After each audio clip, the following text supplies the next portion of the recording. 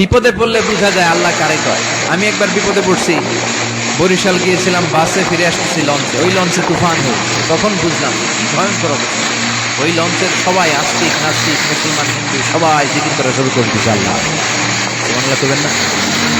Launch যখন কেঁপে ওঠে সবাই বলে বাঁচাও।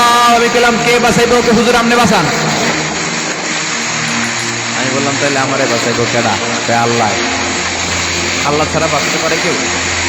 আমরা মাঝে মাঝে বাংলাদেশের বিভিন্ন জেলাগুলোতে যখন প্রোগ্রামে যাই, এত দূরত্ব থাকে, আমরা কারে ড্রাইভিং করে যে প্রোগ্রামে অংশগ্রহণ করা সম্ভব হয় না। ফলে আমরা মাঝে মাঝে সিভিল এভিয়েশনের যে আভ্যন্তরীণ বিমানবন্দরের বেসামরিক বিমান যেগুলো চলাচল করে, প্যাসেঞ্জার প্লেন, এগুলো ইউজ করি।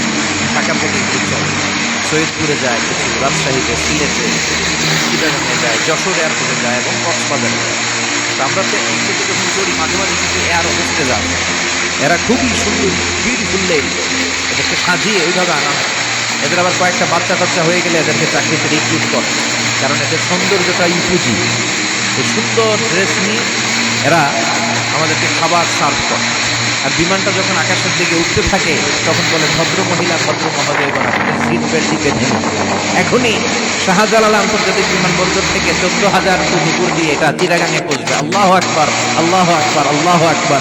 সুবহানাল্লাযী সাখখারা লানা হাযা ওয়া মা কুন্না লাহু মুকরিনিন ওয়া ইন্না ইলা রাব্বিনা লামুনকালিবুন।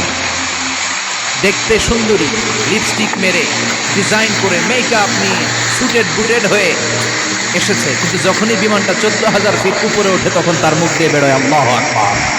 কারণ সেও ভালো করে জানে এই 14,000 ফিট উপরে আমার আব্বা নাই, আমার আম্মা নাই, মাননীয় প্রধানমন্ত্রী নাই, পুলিশ নাই, র্যাব নাই। এই হাওয়ার উপরে বিমানটা চলে, ওখানে কেউ আমারে বাঁচাতে পারে না, একজন ছাড়া। চিল্লায় বলো তিনি কে?